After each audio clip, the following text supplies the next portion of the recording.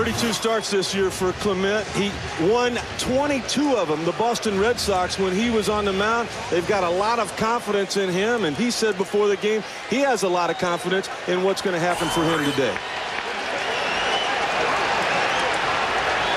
Sheeting it on the grass is Miller at third. Cognizant of the wheels of Podsednik. The White Sox are interesting. Yes, they scored 160 less runs than Boston. 169, of course, they gave up 160 less, so you can see the difference in the teams, but how each got there. But they can play small ball or big ball, can't they? Yeah, Scott Podsednik is their table setter. I mean, he gets on base, he breaks up the entire rhythm of the game. Pitcher's always got to be conscious of where he is and knows he could steal that base. And when he gets on base, Boomer, I don't think there's anybody in baseball, as he does now, that has seen more fastballs this year than Iguchi because of the speed of Podsednik. Clement is pretty good, pretty quick going to home plate. We know Varitek's got a strong arm. He does not have a great pickoff move, so I look for Podsednik to get out there as far as he can. Tadahito Iguchi, and time is called. John Hirschbeck is the home plate umpire, the crew chief. You'll see Clement here. I mean, he just wants to break up Podsednik's rhythm. I mean, he doesn't want to get him a running start. He's going to utilize the hold, step off.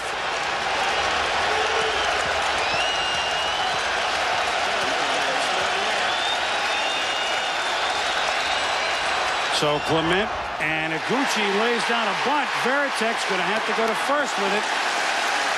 And very good strategic small ball played by the White Sox.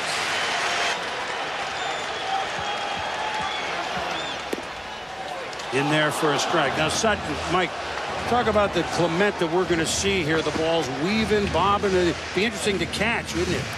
Well, to be a complimentary, it's effectively wild, as we say. As a catcher, it's not a lot of fun. Always one of the league leaders in hit batsmen. He's going to walk some people, and Mike, they got to go up there and try to hit off of him in the twilight. And as a catcher, you're going to set up outside. He's going to throw inside. Inside, he's going to throw outside. Right there, as Varitek tried to go away and sunk the ball back over the plate. So he's got to be on his toes. How about your success off of Matt Clement? Well, I have no success. He actually fell down one time and threw a strike in Florida. He gives me fits. So he's got the ability to dominate, and a lot of times he will just get himself in trouble, as he has here with the hit by pitch with Podsednik. But he's got great stuff, no question, and he's a guy that will always take the ball. And that's important. I mean, you got stuff, you have poise on the mound, and you have command. And 2 out of 3, those are the ones you want. Dye hammers that foul. Just in case you were wondering, Mike, we come with everything here. Let's see. Mike Piazza against Matt Clement, 4 for 24, 8 Ks. Sorry. You don't have to tell me that. Sorry. I got it right here. Hey, Boomer, do me a favor. Let's don't go with his career numbers against me, all right? Let's just... Both Dodger Rookie of the Years. Yeah. I thought you guys had a code here, you know? It's a fraternity. I thought we were tight, too. But... he got on my tie. I'm getting on his coat. Nice tie. I like that tie. That's what you were wearing behind the chest protector all these years. Exactly. Now the Red Sox had a runner at second base and didn't plate him in the first. Can the White Sox? 1 and 2 to Dye. And there's another hit by pitch. Wow. How about building a rally? 2 hit by pitch and a sacrifice. The man that threw out the first pitch today, the injured Frank Thomas, and the man at the plate, Paul Konerko, 40 this year. There goes Podsednik. Varitek with the throw. Safe.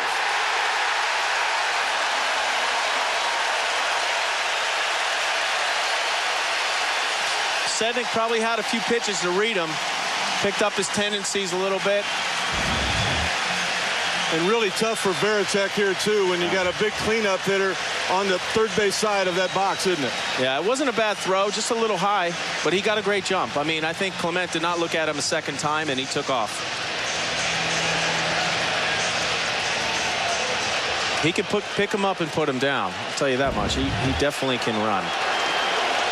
You still have the double play in order here. Runners at the corners now for Konerko on 0-1.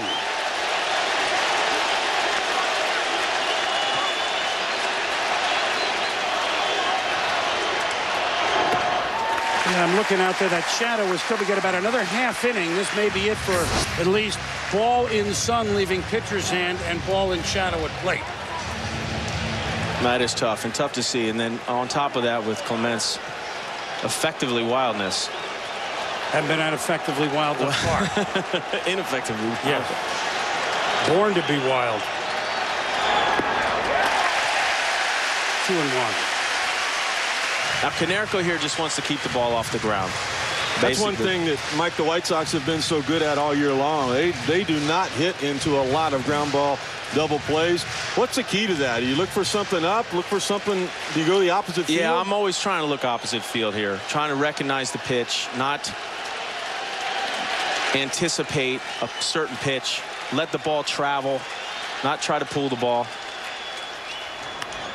That ball is traveling down the left field line. Just foul. Wow.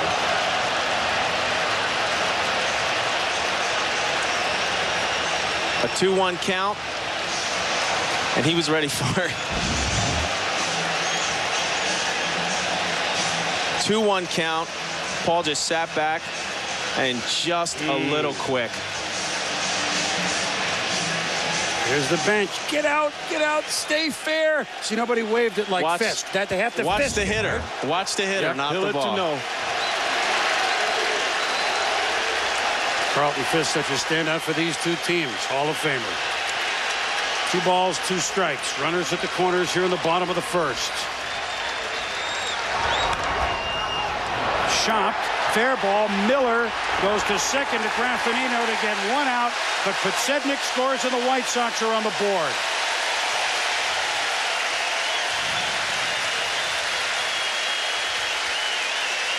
Working with us today down on the field and in the stands is Aaron Andrews. Aaron? Well, Boomer, you can really tell these Chicago White Sox are underdogs, can't you? Well, that's what they're playing with, the no-respect mentality. Ozzie Guillen says we are underdogs. He said we've been in first place for much of this whole thing, but you haven't even noticed because when you are the White Sox, you have to accomplish something or you're not going to be in the spotlight. Scott Podsednik echoing that comment, saying, hey, we've been playing with a chip on our shoulder all season long. Why change now? Carl Everett. Thank you, Aaron. Carl Everett, the veteran, and Ozzie would know he played so well for the White Sox for 13 years. Matter of fact, was on one of those teams that got to the postseason in 1993. It seems like their attitude is the same as Boston last year. They really feel like they do have something to prove. I think that comes too with confidence, don't you? Yes. I mean, they won 99 games this year. I mean, they dominated their division, and when things started to get away from them, they had to pick it up, and Ozzie Guillen's team was able to do that. Played very well the last week of the season. Everett rips this to right. Nick will let it bounce in front of him. And Konerko stops at second base, so Everett hammering that one. With everything going on the base paths, it's hard to remember that's the first hit of the game for the White Sox. 2 out, 2 on, and the number 6 hitter for the White Sox is center fielder Aaron Rowan. Pride of Cal State Fullerton up. Rowan can hit long ball, although this year had 13 to his 24 that he had the year before.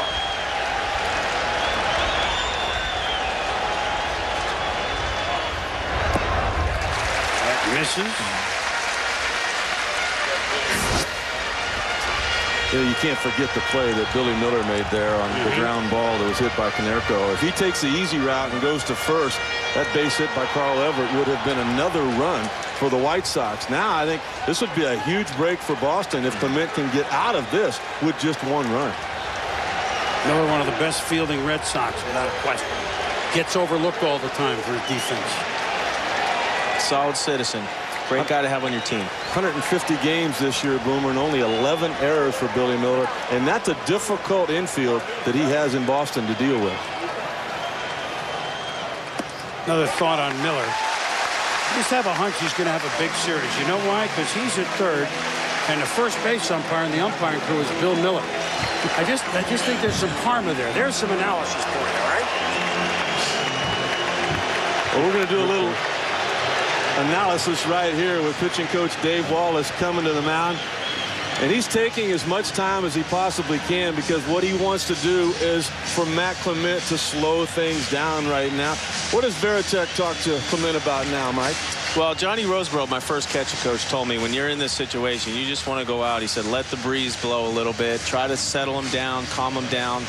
And, you know, change his mechanics. He's obviously reaching for the ball. He's not letting himself, his ability, he's not letting his body deliver the pitch. He's trying to force the pitch. Same thing with hitting. They're very similar. You have to sit back and trust your ability. If you could just keep that same tension on the baseball or on the bat, you give yourself a chance.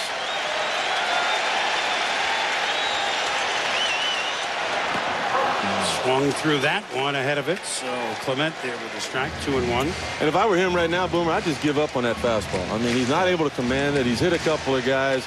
His slider is as good as there is in the big leagues. He got one near the strike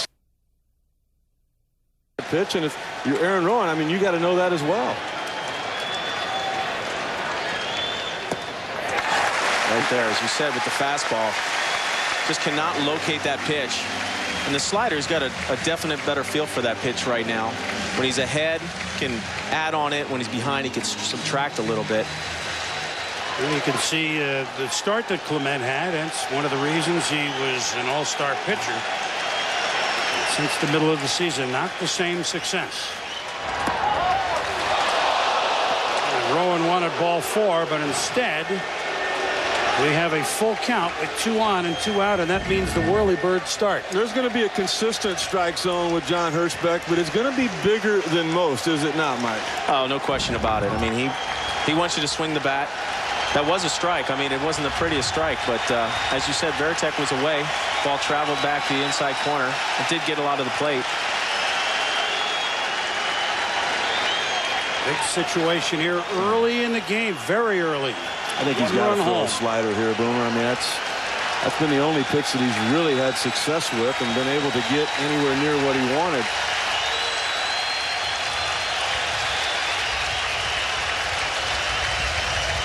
Everybody moving. Ball flared into left center field. Konerko will score. Everett to third. Rowan delivers. 2-0 Pale Hose.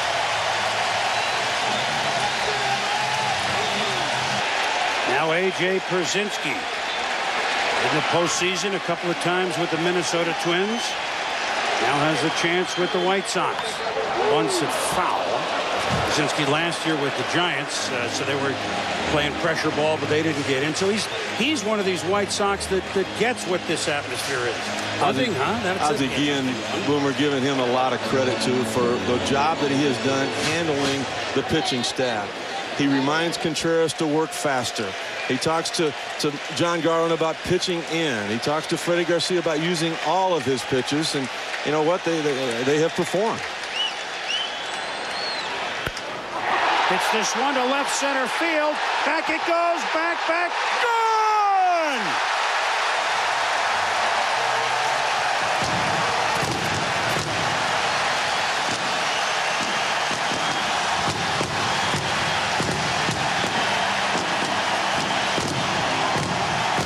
Boy, what a first inning here for the White Sox. A 5-spot against Matt Clement in Boston.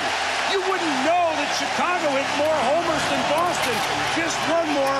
That was a big home run by Pierzynski. Boomer, they come in on a roll. They won their last 5 regular season games. They swept the Cleveland Indians in Cleveland, and they keep that momentum going here in Game 1. Beautiful swing right here. As I said, didn't try to pull the ball inside out. Put some nice leverage on that pitch. Drove it out the other way. We're talking about his catching. He can still hit pretty well. You know what? So much for the shadows bothering the White Sox. I know. Wow.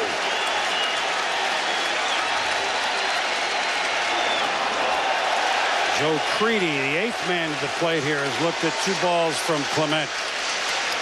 So Pierzynski, who had 18 homers during the season, Boy, that was a tattoo.